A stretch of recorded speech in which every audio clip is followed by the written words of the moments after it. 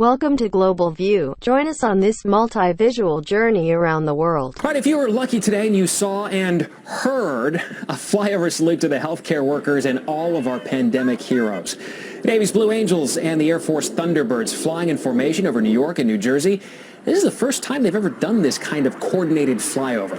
An aerial reminder that we are all in this together. News 4's Gus Rosendale live in Hoboken. And Gus, you couldn't have asked for a more beautiful day for flying. Oh, you got that right, Stefan. Actually, I talked with a Navy veteran who was here. He says he's never seen anything like this. A big thank you from and for a remarkable group of people. America Strong, celebrated by some of America's military best. The Blue Angels and the Thunderbirds soaring into New York City above the Hudson. Their mission, to honor the frontline healthcare workers serving the tri-state area by flying over several local hospitals. Big crowds outside one of the hardest hit medical centers, Elmhurst Hospital in Queens. A tri-state area journey took the jets to Newark, where hospital staff took the view in from the roof. Along the waterfront in Hoboken, crowds gathered and shared in the spirit. Beautiful scene outside the hospitals, you know. It means a lot that they're getting support.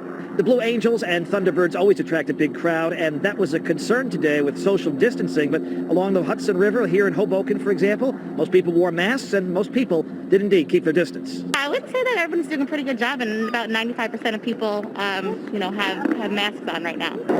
A salute by elite flyers, impressing young, old, and vets alike. If Americans aren't inspired by this sort of stuff and to support the guys in the city with what's going on in healthcare, they're missing something. But in the skies above New York today, there was no missing. A high-flying message of gratitude. Well, thank you very much, everybody. A lot of progress is being made, as you see. And we're reopening our country, and it's very exciting. And it should have never happened. This plague should never have happened. It could have been stopped. But people chose not to stop it. And it's a very sad thing for the world, 184 countries at least. But it's a great honor to have you with us, friends of mine, who have been truly great business leaders and are great business leaders. And you're opening up your company again, too, if you think about it, right? You're sort of doing a reopening. But they're great companies, and they'll do very well, hopefully better than ever before. And that's what we're seeing. We're seeing tremendous pent-up demand. And it's a beautiful thing to see. So it's wonderful to have America industry leaders, and that's what you are, true leaders, to the White House. You've been here before, all of you, and we've talked about it in different times. We built the greatest economy in the history of the world, and nobody even disputes that. And one day they walk in, they say, sir, we're going to have to close it up until we get rid of this hidden enemy, this terrible scourge. And that's what we did, and we did the right thing. We did an incredible job. We worked with the governments. We worked with states all over the country. We had no ventilators, or very few, from previous administrations. And we became the king of ventilators. We have thousands and thousands of ventilators. We're now helping other countries with ventilators. And we end up, the testing has been incredible now, and to a level that nobody's seen. I got a call from President Moon of South Korea. He said, congratulations, your testing is just, nobody's ever seen anything like we're doing.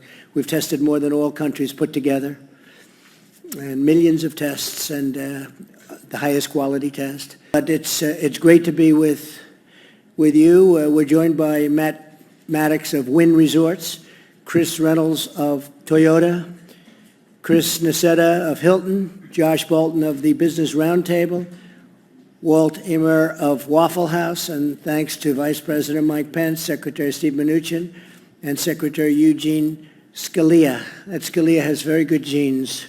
Where's Scalia? He has very good genes, that guy, I'll tell you. Scalia, he's got the Scalia genes, right? We all know what that means. We mourn, and I have to say this so strongly, we mourn every life tragically lost to the invisible enemy, and we're heartened that the worst of the pain and suffering is going to be behind us. We think we really have crossed a big boundary, and much better days are ahead. And I often say I see the light at the end of the tunnel very strongly. This demand is going to be incredible. I think next year is going to be an incredible year for our economy. I think the fourth quarter is going to be really, really good. Kevin, we were talking about that before. You maybe will say something. And we're going to be in a transition quarter, next quarter, the third quarter. And I think we'll do very, very nicely there from an economic standpoint. But thanks to the devotion of the American people, the number of new cases continues to decline. The United States has now conducted nearly 6 million tests, far more than any other nation. Prime Minister and his fiancée Carrie Symonds have had a testing few weeks. Now, at the end of it, a happy announcement, with both said to be thrilled by the arrival this morning of a healthy baby boy, and the Prime Minister certainly looking it as he returned to Downing Street. In the Commons, Dominic Raab, finding himself standing in for the Prime Minister once again, told MPs, both mother and baby are doing well, and I'm sure the whole House will want to join with me in sending congratulations and our very best wishes to them. I think we all recognise the anxiety that the Prime Minister and Carrie must have gone through in these past few weeks, unimaginable anxiety. And so I really hope that this brings them incredible relief and joy. The last Prime Minister to bring a new baby back to number 10 tweeted, "Sam and I are thrilled for you both. Sorry we didn't leave the cot, but the climbing frame should still be in the garden." I'm sorry I've been away from my desk. The Prime Minister, who only returned to work on Monday, will not be taking paternity leave till later in the year. But today it was left to Mr Raab to also field questions on when lockdown might be eased. The Prime Minister said on Monday that he wanted maximum transparency. Will the First Secretary give us some now and tell us when the government will publish an exit strategy? The First Secretary of State declined the chance to give any clarity on that.